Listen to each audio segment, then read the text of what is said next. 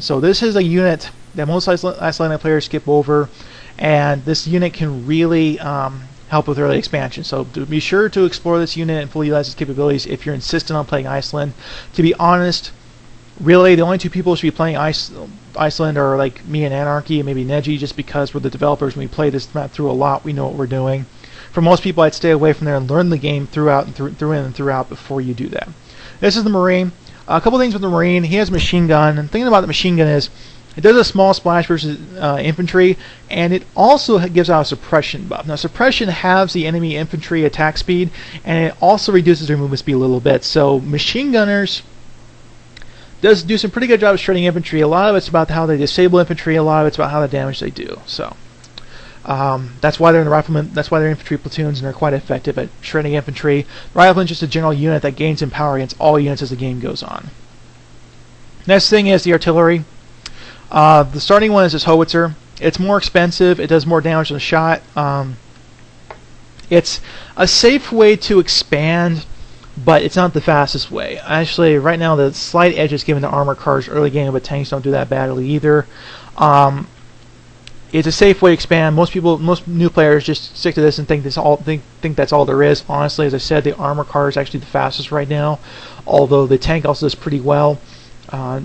It's just in certain situations, like for instance at this bottleneck over here in Scotland, it's very good at doing its job, but otherwise it's just too slow of an expander. Experienced players know how to get around that issue. This rocket artillery is more effective, but it's cheaper, but it also fires a stream of rockets, kind of like the original Russian rocket throwers did. It's cheaper, and it's a case where if you really need artillery support for an army really quickly, it's better to get these guys. The howitzer is better overall. I mean, it gives out a bombardment buff. What the bombardment buff does is it does damage over time and also lowers the enemy infantry attack speed a bit. But both are really effective as the game become more effective as the game go on, and people tend to forget about these as they are somewhat now I guess food cap expensive. But if you want to take care of infantry, you can get a pack of rocket throwers, spread them out, or a pack of howitzers and just completely shred them, along with the tank machine guns. You really kind of have to learn all these units inside and out, what their uses are, where they're used, and stuff like that for you to be a fully effective player. There's a lot in this map to go over. Part of the reason I'm making these videos in the first place is people tend to give up before they learn just how deep and how actually great this map is.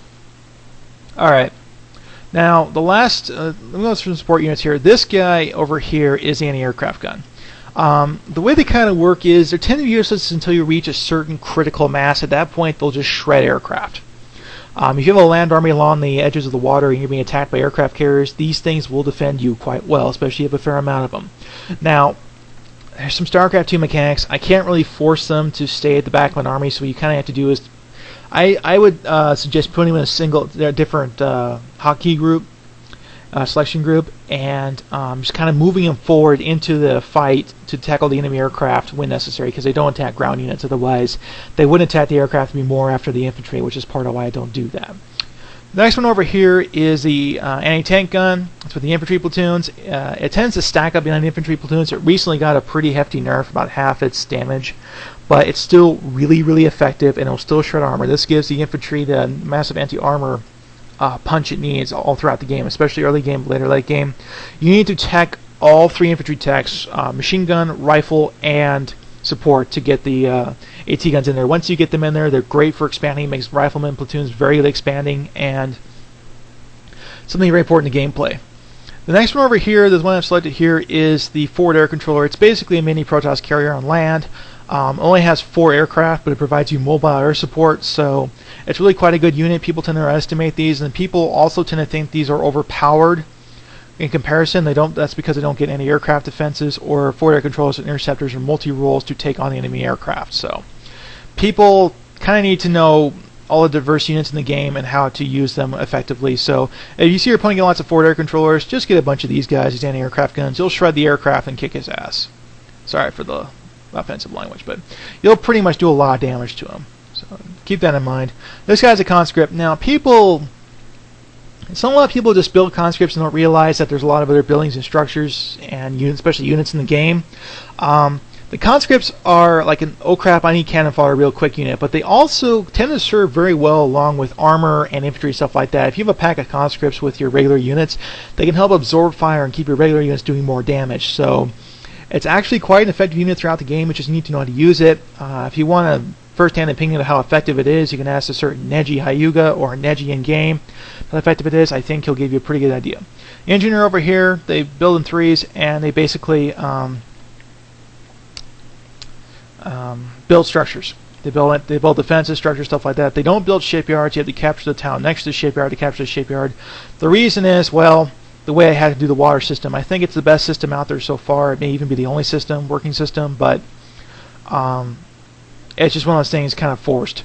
These two guys over here, this is the tank transporter and the truck. Tank transporter transports all the armor and also the support stuff like these guys. The truck transports all the infantry as well as the support stuff. These units here are what make up the amphibious system. I have to be in-game to show you, as some of the things are triggered via actor events, and those only work in-game. Some of those only work in-game, so we'll win that later. And anyways, that pretty much goes over the land units. Lots to explore here. I suggest you take a fair amount of time to learn these units in and out, find your favorite combinations, find the stuff that works. There's a lot to this map, and to be honest, this selection list in particular, all these special, like about half of these are special units or so, it's going to grow like mad.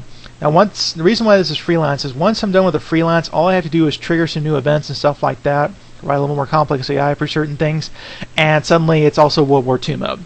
So keep that in mind, and I'm going to go into the air units next. I'm probably going to do that in game, and I will hopefully see you guys next time.